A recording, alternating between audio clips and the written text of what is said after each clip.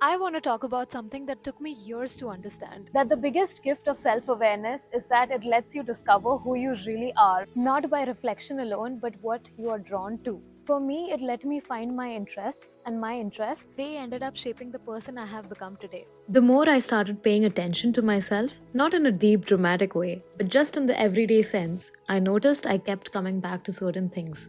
Not specific tasks, but energies. Certain moments felt more me than others. back then, I did not know what kind of person I wanted to become. I wanted to be doing something creative, but I did not know what my interests really were. I mean, they were not defined. I did not even have a clue on how to achieve them.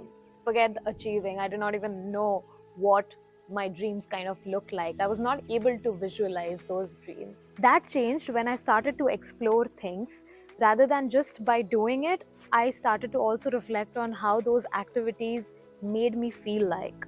For example, when I joined a lot of college clubs, I didn't just join because of the activity, but I also gave a lot of attention to how it made me feel. What was I learning? Is it working out for me?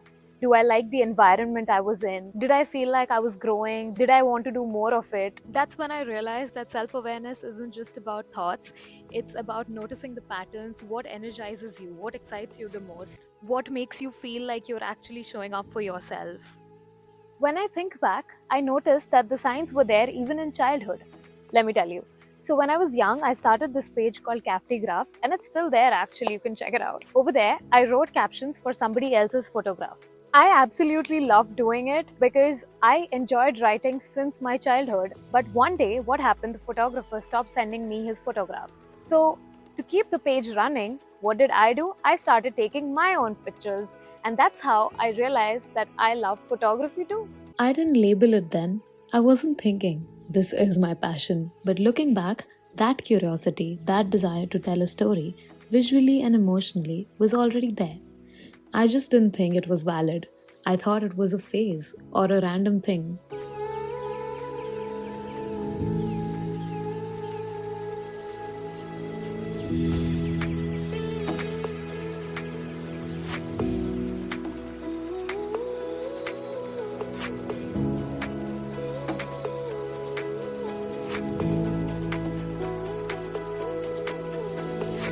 The more I explored, the more I found out what are the things that I truly loved. Not just enjoyed, but felt most like me.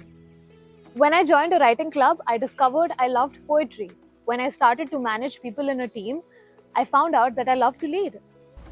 And slowly, I started seeing how each interest reflected a deeper part of me. Writing gave me a space to express my emotions, leadership gave me the confidence, and photography, well, it taught me how to observe better. These weren't activities anymore, they were my identity markers. This is how I connect with people. This is how I see the world. This is me. For the longest time, I thought that I was scattered, that my interests were too niche, too emotional, too soft, and I don't know what not. I even questioned if I could ever do anything with them.